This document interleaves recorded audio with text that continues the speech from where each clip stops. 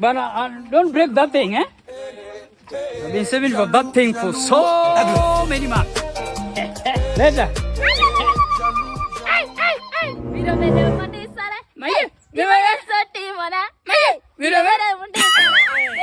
You've decided to I told you I will spoil you simultaneously.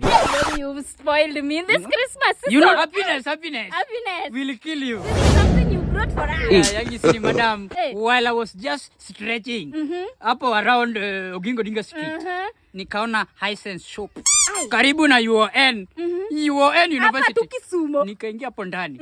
Maiye nimepata affordable fridge, affordable ufa, affordable TV. Nikanunua 100-inch TV.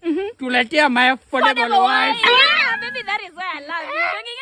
Hiyo ndio maana nakupenda. Sitaki uende uone TV kwa jirani ni saa zile sapa imeiva kwa kidika jirani. Sapa ikiiva ndo unaenda kwa jirani unaenda kwa TV. Hata wewe zile mpira zako unaenda nje. Utakuanga una watch hapa kwa nyumba. Jana ingiza hiyo kitu ndani bwana. Hii nyumba na hii TV.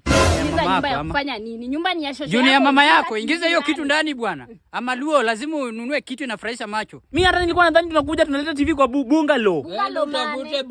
Bunga. TV ni yetu, nyumba ni yetu. Ingiza TV ndani weki. Ingiza TV ndani, wacha kerere ya mawali. My friend, use your common sense. This is high sense. Yaani tubebe bana tulipwe twende bwana. Twende kwa kazi. Wajaluo kutumia Kisungu. Nonsense. Ingiza hiyo kitu ndani. Hiyo common sense. Sasa amebeba high sense. Bana hii kitu wezi ingia hapa yote. Hii wall ni kidogo bwana. Hiyo kitu utaingia hapo bwana, vijana wako na nguvu. Omondi leta tarimbo tubomoe hapo TV ingie.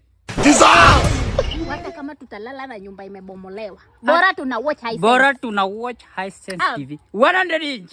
Nakwambia hata wezi wakikuja tunamwambia tu we are watching you.